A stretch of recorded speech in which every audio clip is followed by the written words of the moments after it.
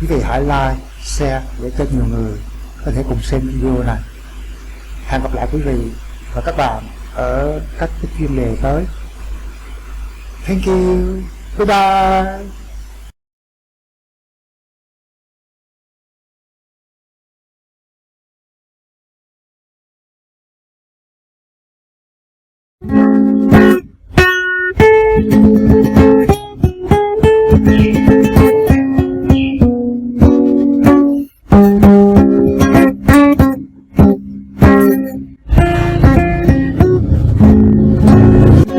Đoàn kết tương trợ giúp đỡ lấy cho mình vì ngày mai chúng ta chịu tranh với sự xanh.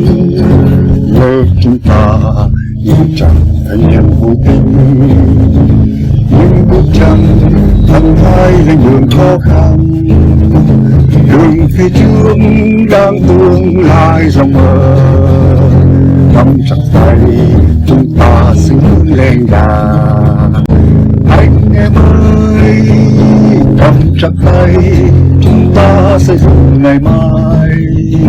Nơi đau cần anh ta có, nơi đau khó có chúng ta đoàn kết chung anh em một nhà.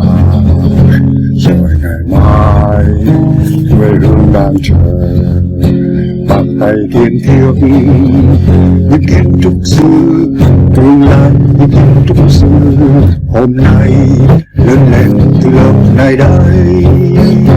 Đoàn kết chờ giúp đỡ tình lấy cho mình vì ngày mai chúng ta chịu tranh với sự xanh. Đoàn kết tương trợ giúp đỡ tình lấy cho mình vì ngày mai chúng ta chịu tranh với sự xanh.